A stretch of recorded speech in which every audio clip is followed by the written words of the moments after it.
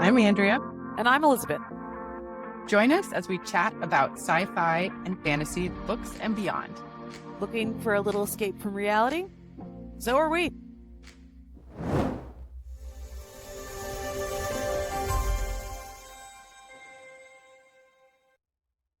All right. So, welcome to Galaxies and Goddesses. In this episode, we're going to chat about The Full Moon Coffee Shop by Mai Mochizuki and a few related topics. Let's get started. So, Andrea, why did we choose this as our first book to talk about?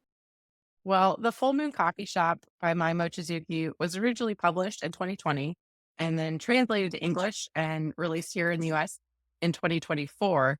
And I had wanted to read a few more like cozy fantasy books, and it had a good Goodreads description. Nice. Yeah, I mean, according to the Goodreads description, it's translated from the Japanese bestseller, charming and magical, inspired by the myth of cats returning the favors to those who care for them. And it reminds us that it's never too late to follow our stars. In Japan, cats are a symbol of good luck. As the myth goes, if you're kind to them, they'll one day return the favor. And if you're kind to the right cat, you might just find yourself invited to a mysterious coffee shop under a glittering Kyoto moon. This particular coffee shop is like no other. It has no fixed location, no fixed hours, and seemingly appears at random to adrift young people at crucial junctions in their lives. It's also run by talking cats. Yeah, that was great. And I thought it sounded so promising. Coffee, cats, and a little fantastical look under the full moon. A cozy fantasy with some celestial undertones that would be a perfect book to kick off our full moon podcast journey. But maybe I shouldn't have set the bar so high. I feel like I got something a little different than what that description was. Maybe something was lost in translation and the title specifically. I tried putting the original Japanese title into Google Translate, and it came back as Full Moon Coffee Shop Horoscope. And I think that describes the book a lot better because it actually had the word horoscope in it. And I was like, well, maybe, it's just something about translating from Japanese to English. So I tried translating from Japanese to Spanish. And the title was Horoscopo de la Cafeteria de Luna Llena. It's like, okay, it still has the word horoscope in it. And the actual book title for the Spanish edition is El Café de la Luna Llena, which I really like that. I think there's a nice play on cafe being both coffee and coffee shop. And I think cafe, in my mind, fits the description for the type of shop it was in the story. I think it was more of a bistro or pop-up shop or food truck. But Full Moon Food Truck doesn't necessarily have the same ring to it. It might not sound as appealing as Full Moon Coffee Shop. In Ireland, they refer to like a coffee shop that's out of what we would call like a food truck or a food trailer or something. They call it a horse trailer. So yeah, that does sort of fit the description more of what it actually is, but it kind of makes it a little bit different there. Do people refer to like, oh, are you going to get a hot dog at the horse trailer? Like, how is that phrase used? Maybe they just say trailer. I forget now. But yeah, there's like something to do with like the horse trailer aspect of it as part of the description. Anyway, a horoscope. That's exactly what it is. I mean, it's the horoscope and sort of following in the short term around each of these four characters. And that's most of what it is, Right. Yeah. So I feel like maybe there were some subtle hints that I missed along the way. It was there if I were a big follower of astrology. Like, I guess the star chart was on the cover of the book, but really toned down. Like, it just looks like it's supposed to be the full moon. Yeah. Right. But if you zoom in, there's like little extra symbols everywhere. I didn't know what that meant because I did realize that big into astrology. Yeah. And then there's like multiple spots in the book that have a diagram, have a drawing of a horoscope. And I have to say I can recognize a few of the symbols, but I don't know a lot about astrology. I don't pay much attention to it. And so that was one aspect of the book that didn't really like resonate with me very well. And it was actually a large part of the book. Right. I think similarly, I enjoy astrology. I'm a Gemini, and I never really thought anything special of it. I guess Geminis are supposed to be sort of social butterflies, but also a little bit two-sided. So they also like to be alone. And I think that fits, but I also think that fits for a lot of people. And Geminis are twins, and I ended up having twins. So if all twin moms happen to also be Gemini, then I'd say maybe astrology is onto something, but I haven't found that to be a dominant factor in whether or not you will have twins. And you are not a twin, but you gave birth to No, I am not a twin, but I gave birth to twins. So, yeah, what is their sign? they are January babies. Pisces? So I think that's Pisces, Yeah. I forget what that's early supposed to mean. January. Yeah. Once again, it's always so generic and can fit everybody. I think Leos are supposed to be kind of social butterflies too, but then also like center of attention and can be kind of dramatic or a flair for the dramatic. And I suppose that does fit me to some extent. But also, once again, it doesn't necessarily fit everybody, but it can fit many people. I occasionally look up what's my horoscope today, but it's not something I really believe in. It's more of just something I think of as a fun once in a while type activity. Sort of. When I picked the book, I imagined something closer to The Cartographers by Penn Shepherd. There are places that appear magically if it's on a map, right? So there might be a secret bookstore somewhere, but it has to actually be written down on a map, and it's a fully materialized space that you couldn't access before. So I thought there would be this indoor coffee shop, and it being outdoors almost 100% of the time in the book, it was just different than what I was expecting. And sometimes when I feel a little bit maybe misled by a title, I can like taint my image of the book.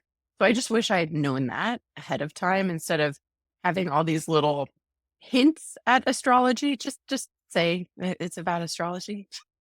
Just tell me. Yeah, yeah. And I guess I sort of wonder, does astrology count as fantasy? Does it count as science? Like it wouldn't be science fiction, I'd think, but like is it a form of fantasy? But then when people really believe in it, and I don't know that fantasy, the genre of fantasy is necessarily to be believed as real, then does it almost like put a value judgment on classifying this book as fantasy? Right. Well, I think this book is talked about as being magical realism. And so the fantasy element is the talking cats. Well, that is That's fantastical. clearly Yeah. fantasy. Yeah. Yes. So the cats running the shop are the fantasy element, and they do present it as like, was this real? Was this a dream? And so they blur the lines between fantasy and reality a little bit to make it seem like, oh, maybe this is all completely real. And some sort of shared dream state they go to. And when the cats are normal cat size and then they're human size and then back to cat size again. Yeah. So let's talk about what the book was actually about too. Just a quick recap from our perspective. The narrative follows the lives of four seemingly independent characters whose stories have a common bond. The stars align, so to speak, to give each of them a second chance at something they are working towards or interested in, and maybe another perspective to help them pursue their goals. I think in the end, I was able to set aside my prejudice about feeling misled from the title. I did enjoy the book. I liked it because it was a short, quick read. And I think it had a good message in the end for people to trust in themselves and not blame themselves too much if things don't go the way they expect them to, that sometimes there are factors out of your control. And I think there's a lot of themes in astrology to help people cope with everyday items and topics, and just acknowledging that we can't control everything in our lives, and maybe explaining that by using the stars is helpful to some people. Yeah. I mean, if it is helpful in some way, if it provides some sort of nugget of advice at a particular time in your life that it really resonates and it really inspires healthy change or healthy actions, behaviors in life, well, great. Who would say that that's a bad thing? But I don't know. One thing with astrology is it always seems like it's so generic that it could apply to anybody at any time because you can always read a different horoscope from what yours is, and it can also kind of resonate at the times. Anyway, if did it help the characters of the book? It seemed to. It seemed to, but in a way, then it was almost sort of trite. Yeah, that like, oh, this perfect thing at the right time. What do you think? Well, initially, the first character that they talk about, Mizuki Sarakawa, she's a screenwriter. She used to be a teacher. She's writing the story for a video game character. And I thought, oh, maybe this is going to be like Tomorrow and Tomorrow and Tomorrow by Gabriel Zevin. The video game becomes a major part of the story. And then that didn't happen. Sort But the of video did, game I guess. concept did come up Yeah. again later, right? Right, it's split into 3 parts. The first character, the screenwriter and teacher, she's in the first part of the book, it's sort of her storyline. Second part of the book is then, hopefully these aren't like spoiler alerts, anything, but the second character ends up being one of her students who now works for the TV production company that the screenwriter, so her former teacher, submitted a screenplay to them to try to get it produced. But anyways, so that second part of the book is then her storyline, where then she sort of discovers this full moon coffee shop at a particular time in her life, where then she meets these talking cats that then give her a horoscope, and it's at just sort of the right time in her life that it is helpful and meaningful. And then that leads into then the third part of the book. Which is split into 2 parts as well. The 3rd part is 2 parts because it's also 2 more characters. And same thing. It's Yeah. just the right time in their life. The guy is a software developer, Takashi Mizumoto, and then the other character in that third part of the book, she owns her own business as a hairstylist and she needs a website. And so then they meet each other just the right time. And then this full moon coffee shop magically appears at this very pivotal point in their lives. And the talking cats and they give their horoscope. And I mean, yeah, cozy. I mean, I guess it's cozy, but it was an enjoyable read. It was one of those books that you could read in about 2 sittings. I don't know how many sittings you ended up. I probably did 4 or something. I think it was maybe 3 or 4, Yeah. yeah. And I was like, maybe if you were flying from the United States to Japan, you might be able to finish this book on a very long plane ride, if that is all you were doing on the plane. But it might be nice to break it up into a couple different sittings. Yeah. Yeah, it wasn't necessarily a book that grabbed me. I've definitely read books where, of course, you just can't stop reading and you don't want to get up and stop reading. And so then you could read it in one sitting, but it was nice in sort of smaller pieces. Mhm. And so we've talked about the cats being talking cats, but they weren't just talking cats. Mild spoiler, they were Saturn and Venus. Did you understand? And then also there were these different phases of life that they talked about a lot. And so then also I got a little lost when it was some of the characters. This was supposed to be the planets, which I suppose is another complaint I maybe have with astrology is that all the different constellations and the zodiac signs and the planets, they all mean so many different things that it's kind of hard to keep track of them always. Like it talked about Mercury in retrograde once or twice, right? Yes. Yeah. But I actually appreciated that because it explained What that what meant. I didn't. Mercury in retrograde actually Yeah. was. I double checked it and it was a very Oh, accurate okay. description of, yeah. Sure. So in the book, they said because Mercury orbits closer to the sun than any of the other planets in the solar system and it travels at a different speed from Earth, it sometimes looks as though it's moving backward. And that's true. That is what Mercury in retrograde is. And I feel like now I'm not going to actually forget that. So that's one thing that I suppose I can appreciate from this. What that even means. One thing maybe, and I've thought about this as I was reading the book that, and kind of going back to like astrology being so generic that it can kind of apply to anyone at almost any time, is that the book sort of felt that way too. Like it felt a little bit sort of superficial, that not to say that I didn't enjoy the characters, but I feel like we didn't really get an opportunity to get to know the characters very well because it was such a short book and then split up into these three parts of four characters. Each character didn't have very much space. Right. Each character was a little snip of their lives, but think it was really meant for people in their like mid 30s to early 40s. They said, age 36 to 45 is when you take ownership of your life and your true abilities shine. I was like, okay, I've never heard that before.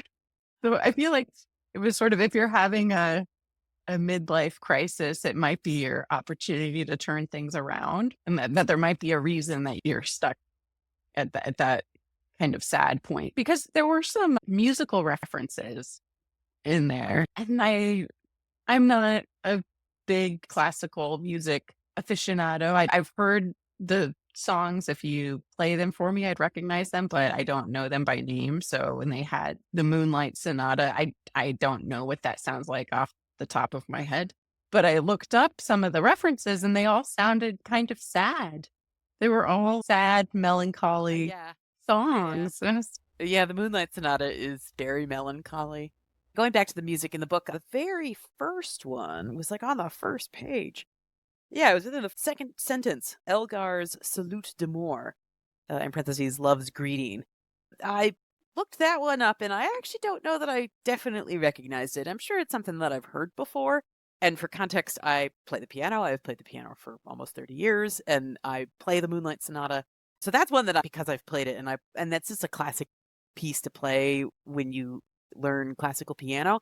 So that's one that have played for probably 20 years, 25 years. wow. But this Elgar song, I didn't actually recognize it. I'm sure if I have, if I had a better understanding of classical music, I probably would. But yeah, I listened to it and was like, well, I'm sure I've heard it before, but I just didn't immediately recognize it. But yeah, I mean, the moon is sad sometimes. I mean, I guess there's a lot of cultural references or cultural connotations that can be placed upon the moon. But one thing is sadness. Yeah, the moon can be sad. Mhm. Not to say that the moon in the book, the way the role the moon played was sad, but yeah, so a lot of music was sort of sad. I mean, I guess go back to the title, like the Full Moon Coffee Shop, and it's because the coffee shop only appears on the night of the full moon, uh, and that's the sign on the food truck coffee shop horse trailer. It says it's called the Full Moon Coffee Shop. So that's a good segue to just maybe talk about that real quick. Out of all of the food that they served at the Full Moon Coffee Shop, did any of them stand out to you? It seemed like they were all sweet things, weren't they? Yeah, I have a sweet tooth, and so I like pretty much anything sweet, and I'll try pretty much anything once. So I would try all of them. Was there one really stood out to you? There was a pancakes. It made pancakes sound good. It made me wish I had little glittery syrups like their astral syrup. The drinks didn't really ring coffee shop to me. That's why I think there might be a translation issue or just a cultural difference that like coffee shops and other places maybe serve a wider variety Were of any of them coffee? I don't think drinks. any of them were coffee. Now that I think about it. No, they said they don't serve coffee unless you're very old in age or something like that. Oh, oh yeah. They said something like, "Oh, you're way too young to have coffee." Oh yeah, because this Moonlight and Venus champagne float, as well as then this cream soda. I suppose a European cafe, in the sense that you can order anything, including a beer. They have all the alcoholic drinks as well as coffees, like a pub or a tavern or a bar. So I guess that didn't necessarily stand out to me as much. The whole point was that there was no menu, that the talking cats knew what you should have at this time. And that was maybe part of your horoscope. Right. Is it like, oh, you don't order anything, we're going to bring you something, and it's very distinctly your order for right now, what you need right now, I guess. There were aspects of it that sort of did play into the overall charm, but it didn't necessarily add to the story. It was cozy and cute, though. Was there anything else that you felt like you learned about astrology from this book? We talked about Mercury being in retrograde, and now I know what that means.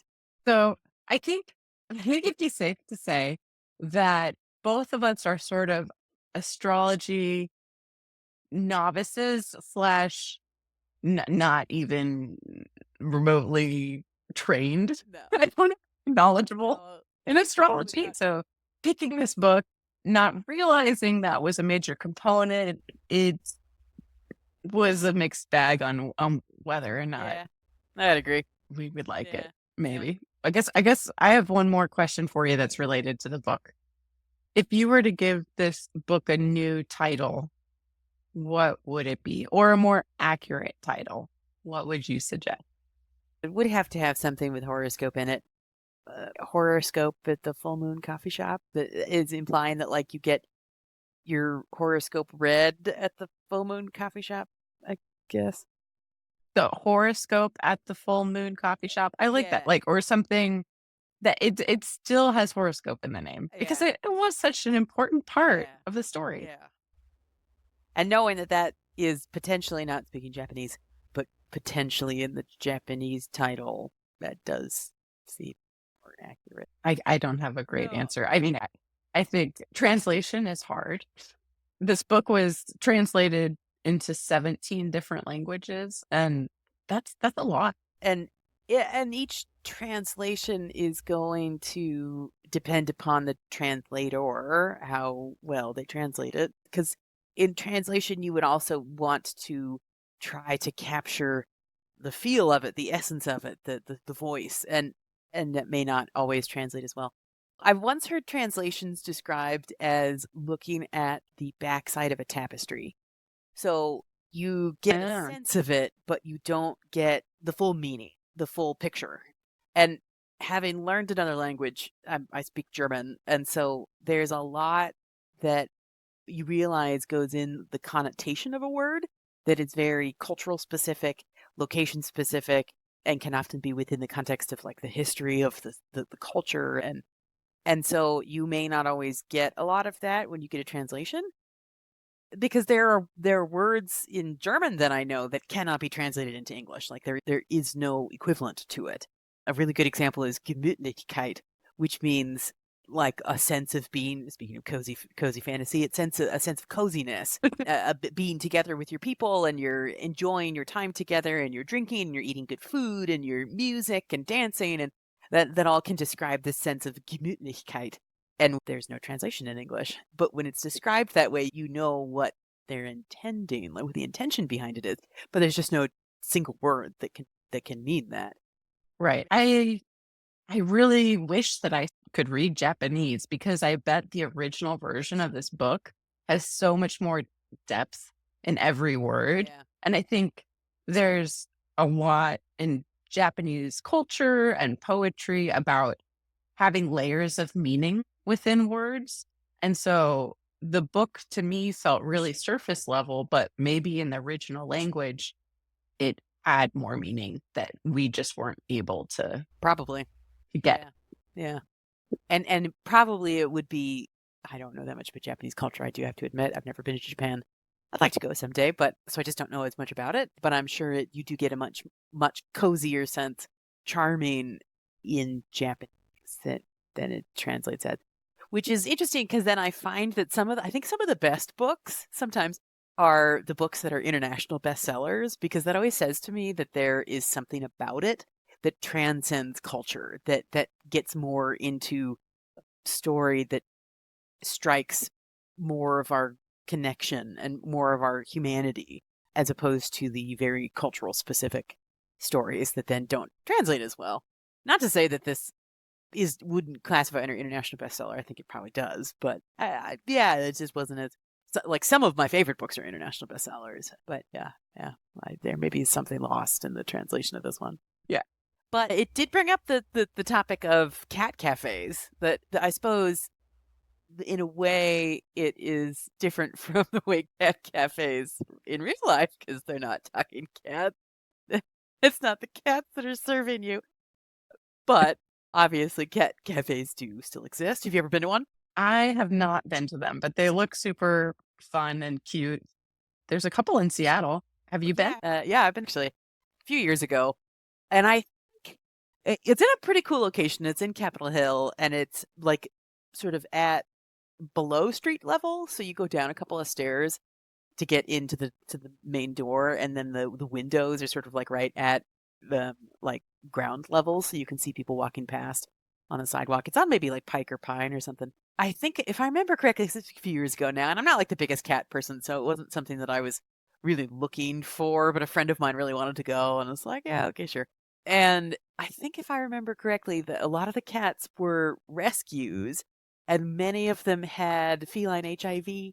So cats that like, Oh, it's sad actually. A lot of cats that maybe wouldn't necessarily have as good of a chance of being adopted. So don't think they live as long in the ones that are rescued by Cat Cafe, and some of them just kind of that's sad. yeah. But it was cute. Yeah, it was okay. I've done that. I've also heard at some point it maybe came up on the internet. I saw something about an owl cafe that was in Japan, where similar to the cat cafe, you'd go to this cafe and there would be owls. But yeah, this review that I read from somebody said that it was actually very depressing. Maybe the owls were, I don't know exactly why, but maybe they were sort of sad owls. Oh, I don't mean to say that both of these things are sad, but actually, yeah, they're maybe both a little bit sad. well, yeah, I know that part of the context of one of the cat cafes, where you can adopt cats. So they want to make it a fun environment or engaging environment to have these cats out for adoption, I think. Oh, so when you go to, you can potentially adopt the cat? Yes. Kind of Yeah. cool. But there's like a side that's a cafe and there's a side where you're like visiting to potentially adopt and you have to make an appointment if you're interested in interacting with the cats. But if you just want to go and have a cup of coffee, there's a separate side of the cafe for that. Oh, and the cats aren't like, I haven't been. oh, This is just their internet browsing that I oh, they're like on the other side of oh, a yeah. like Yeah. plexiglass wall or Yeah. something. I've thought about adopting a cat. I don't have a pet, but I want to get a pet. So, and once again, I'm not Mhm. necessarily a cat person, but for my lifestyle, I think a cat's probably a lot easier to take care of at this point than a dog. So, yeah, I've been thinking about it, but I haven't done it yet. Might be nice to just have something that, just cuddly and, something just to take care of Yeah. them too. So, Well, we do have a dog and she is overly friendly and very interested in cats. So we cannot get a cat because she would try to play too much with the cat and probably not be appreciated no. the cat's end. If you're really into cats, though, there are some other books about talking cats. Yes. So this was actually one of my favorite books last year. It wasn't released last year, but I read it last year for the first time. It was called Starter Villain by John Scalzi. The mailman character inherits his uncle's supervillain business. Technically, it's a sci-fi book because there are talking cats that have been genetically engineered, but it kind of reads more as a fantasy. I felt like I was reading like a spin-off from The Incredibles world or something. It was just really fun and unexpected. And so it Giant has cat? the cat in a business Oh, suit, and the that cat. top of the Oh, book yeah, yeah, yeah. says, "Meet the new boss." And so you just think like, okay, like so it's a joke, right? Like cats aren't going to be in charge, but then there are talking cats, and it's just really fun. So I think I had very high expectations based on my previous talking cat book, and this just did not quite meet Yeah. it. I think in general, I gave the Full Moon Coffee Shop 3.5 stars on my Goodreads account. Wanted to check that real quick. I think I'd probably give it like a 3 or a 3.2.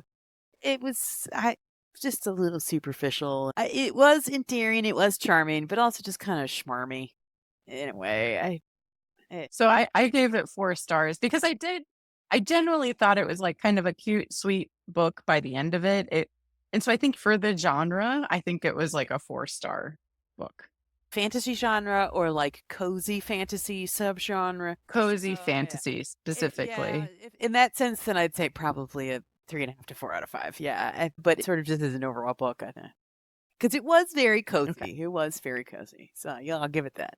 I feel like people who are really into books and Mhm. who read a lot maybe tend to not always give something a really bad rewreview. I think it's important that we each stick to our guns and have our own opinions on this, even though we're doing the podcast together. I appreciate your Yeah. your Yeah. perspective. So I'll go with 3. I got 3 out of 5. Okay. And a 4 out of 5 on my part, but if I were breaking it down to smaller intervals, maybe 3.7. And if I were to say that if it was my rating overall is a 3, but my rating for the subgenre of cozy fantasy would be a 3.5, because it was cozy. Okay. I'll bump it up a little. We just say for cozy fantasy. Yeah. Well, I think I'm going to put together a little book review and post it on our Instagram page, so folks can see a quick recap of our thoughts, and it will have both of our separate ratings available on that review. And it seems like, unfortunately, folks, we've now come to the end of another episode. We have reached the end of another cosmic journey here on Galaxies and Goddesses. But don't worry, because the adventure never really ends. There are always more stories to explore, and, I mean, let's be honest, more bookish tangents for us to go on. Hey, that's part of the fun. If you loved today's episode, make sure to subscribe, leave a review, and share the magic with your fellow goddesses. And don't forget to follow us at Galaxies and Goddesses on Instagram for updates, reading recommendations, and other fun stuff. And if there's a lunar event or stellar story you want us to dive into, send us a message. We might just feature it in a future episode. And speaking of future episodes, stay tuned for our next one, where we'll be discussing The Girl Who Drank the Moon by Kelly Barnhill. In the meantime, keep your mind fueled by the magic of stories. And never stop chasing the world's waiting for you between the pages. Thanks, everyone.